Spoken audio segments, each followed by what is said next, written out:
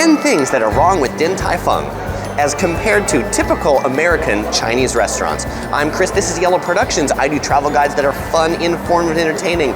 I love Chinese food, and Din Tai Fung is my favorite Chinese restaurant. But it didn't used to be because I didn't know about it. They've recently started opening here in the US and across the world. If you've never heard of it, it's a chain from Taiwan that serves northern-style Chinese food. They're most famous for their xiaolongbao. I'll tell you about that later. If you're like me, you're from America, and you've eaten at a lot of Chinese restaurants, your frame of reference for Din Tai Fung will fail you a little bit. But in this video, I'm gonna help you if it's your first time coming to know all the things that you're gonna think are wrong with it.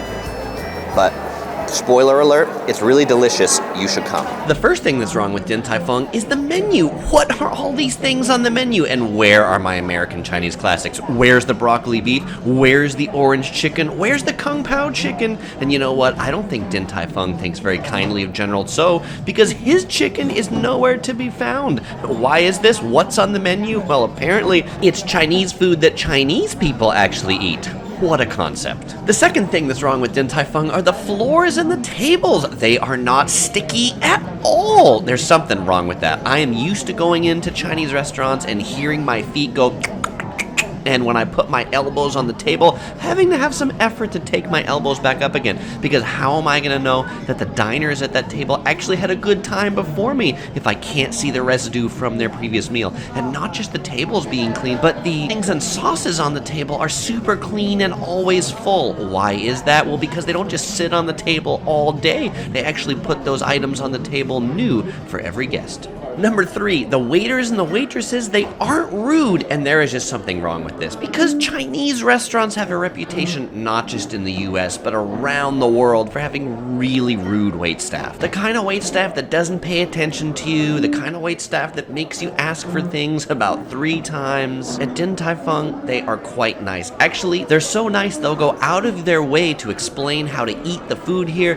They'll make the sauce at the table for you. And speaking of how to eat the food, they actually did that while we were shooting this video. Our waiter came over and explained the way you eat the xiaolongbao is you put it on your spoon, you nibble on it a little bit to let the steam out, you drink the soup, and you put some ginger on it. And by the way, you should have dipped in that sauce he made earlier and then down the hatch. But I'm used to going to Chinese restaurants where I get my food and really wonder how I'm supposed to eat it. Okay, now this one is really wrong. Not only is the kitchen at Din Tai Fung open, it's actually on display.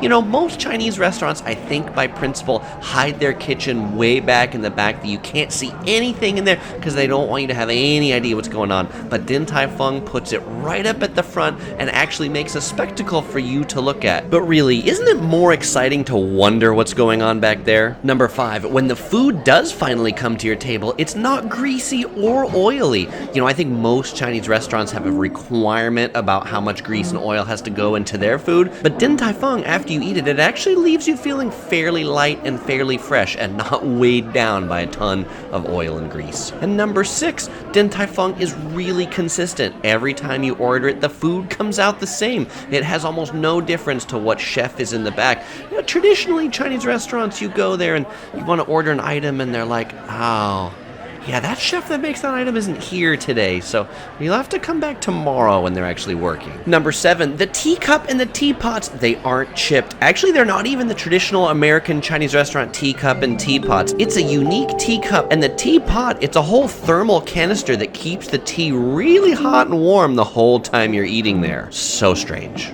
The 8th thing that's wrong with Din Tai Fung is the very orderly seating process. Now, if you've been to like dim sum restaurants in Los Angeles, New York City, you'll know what I'm talking about. The mob at the host or hostess desk where they're calling numbers and shouting like crazy to get seated. At Din Tai Fung, people stand in line and you can actually make reservations on Yelp for many of their locations. Number 9, the restrooms at Din Tai Fung, they're actually clean.